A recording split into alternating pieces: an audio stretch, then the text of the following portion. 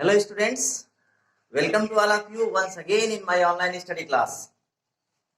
Today we are going to study the lesson A Letter to God from High School Syllabus. High School Syllabus का दूसरा lesson pros में हम लोग आज पढ़ने जा रहे हैं जिसका नाम है A Letter to God. और A Letter to God की राइटर हैं G.L. फ्यून्स. G.L. फ्यून्स जिनका पूरा नाम ग्रेगोरियो लोपेज वाई फ्यून्स. इन्होंने अ लेटर टू गॉड लिखा. और जीएल फ्यून्स के बारे में थोड़ा जाने कि जीएल फ्यून्स जो है मैक्सिकन सिटी में जन्म लेने वाले और मैक्सिकन क्रांति में महत्वपूर्ण भूमिका निभाने वाले जीएल फ्यून्स ने 15 वर्ष की एज में at the age of 15 he started writings. उन्होंने लिखना आरंभ कर दिया था. और GL Funes was a simple writer and humorist. वह एक सामान्य कहानियां लिखने वाले simple story writer and humorist और एक हास्यकर अर्थात मजाकिया अंदाज में लिखते थे. His writings are specially related to socialism.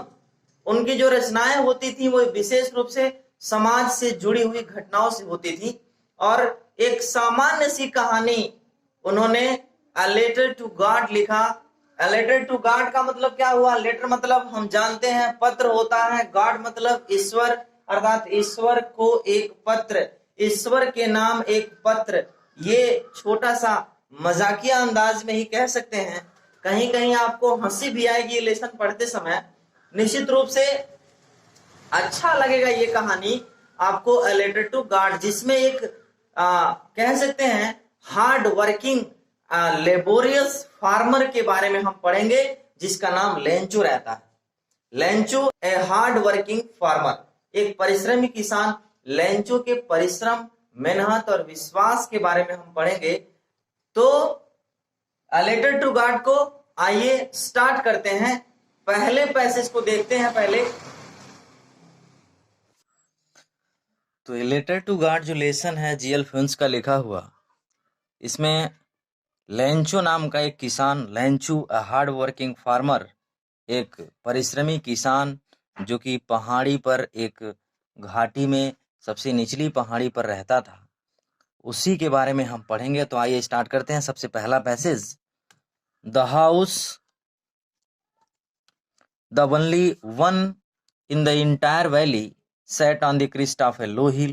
From his height, one could see the river and the field of ripe corn dotted with the flowers that always promised a good harvest.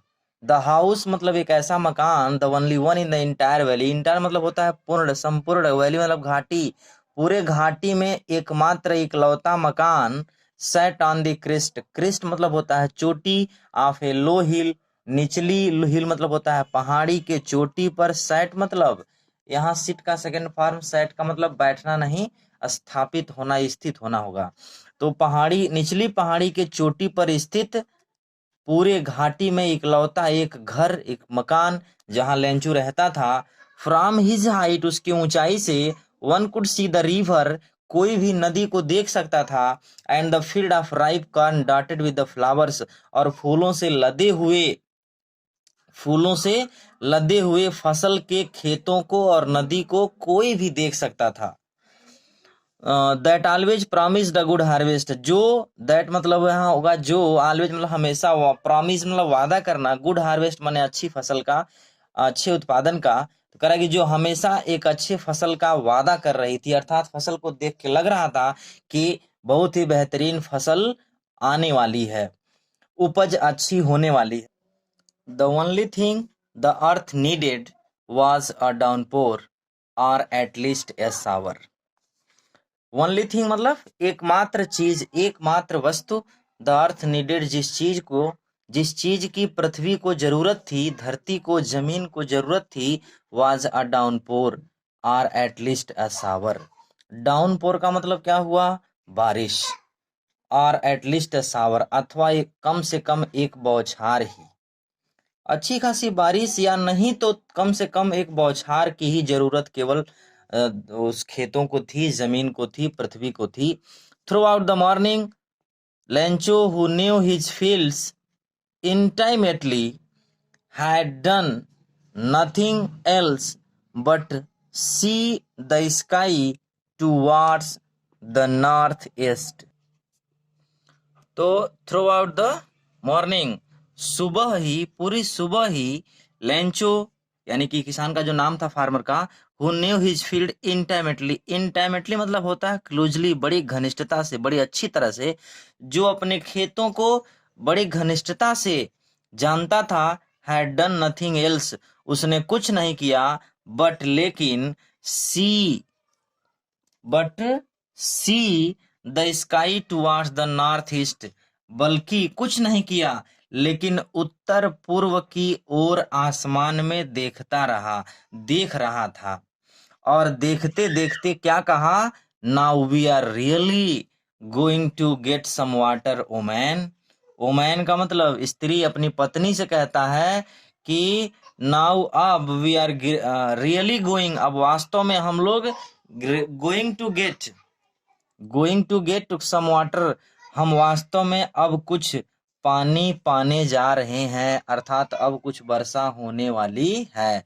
The woman who was preparing supper replied, औरत यानी कि स्त्री जो सपर, preparing सपर, prepare मतलब क्या होता है, तैयार करना, बनाना, सपर मतलब शाम का भोजन, जो शाम का भोजन बना रही थी, रिप्लाइड जवाब देती है, यस गॉड्स विलिंग, हाँ ईश्वर की इच्छा से, भगवान की जैसी इच्छा हो। The older boys were working in the field, जो बड़े लड़के थे, ओल्डर बॉयज जो थे उसके लैंचो के, वो खेत में वर्किंग काम कर रहे थे।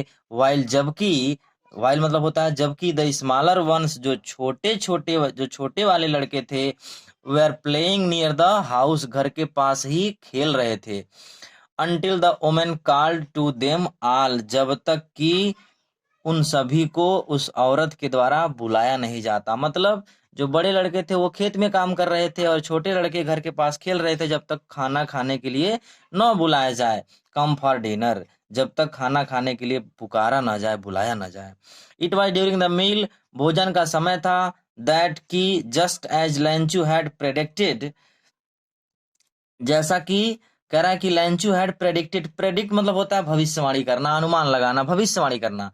तो जैसा कि लेंचू भविष्यवाणी किया था, बिग ड्रॉप्स ऑफ रेन, वर्षा की बड़ी बड़ी ड्रॉप्स मतलब बूंदें, बिगिन टू फॉल, गिरने लगी, अर्थात बारिश आरंभ हो गया। इन द नॉर्थ ईस्ट, और कह रहा उत्तर पूर्व में, ह्यूज माउंटेन्स ऑफ क्लाउड्स, बादल के बड़े बड़े पहाड़, अर्थात बादलों का विशाल पहाड़, कुड बी सीन, देखा जा सकता था, अप्रोचिंग मतलब आते हुए, इधर की तरफ जहां लेंचू रह रहा था उधर आते हुए बड़े बड़े बादल दिख रहे थे। कह कि the air was fresh and sweet, हवा भी ताजी और मधुर, या मीठी चल रही थी। The woman sorry The man went out for no other reason than to have the pleasure of feeling the rain over his body.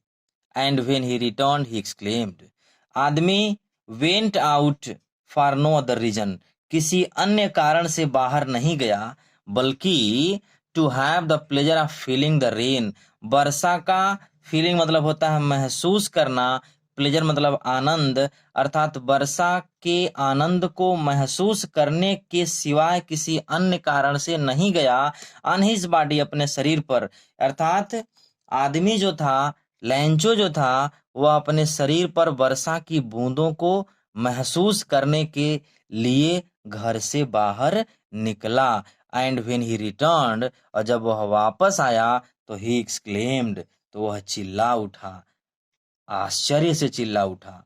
These are, कहता है कि these are not rain drops falling from the sky, ये rain drops वर्षा की बूंदे नहीं है, from the sky, falling from the sky, आसमान से गिरती हुई वर्षा की बूंदे नहीं है। दे आर न्यू क्वाइंस, वे नए नए सिक्के हैं। The big drops are 10 cent pieces, जो बड़ी बड़ी बूंदे हैं वो 10 सेंट पीसेज, सेंट मतलब होता है, कह सकते हैं पैसा या रुपया भी कह सकते हैं। वहाँ का जो है क्या कह सकते हैं, वहाँ के लिए ये सेंट जो है, जैसे अपने यहाँ रुपया चलता है वैसे जहाँ की स्टोरी है वहाँ सेंट चलता है। तो कह रहा है कि बड़ी जो बूंदें थी वो 10 सेंट की थी, 10 सेंट के सिक्के थे। And the little ones are 5, और जो छोटी छोटी बूंदें थी वो 5 के सिक्के थे। यानी कह सकते हैं कि जो बड़ी बूंदें थी वो 10 के सिक्के के जैसे थी, और जो छोटी बूंदें थी वो 5 के सिक्के के जैसे थी।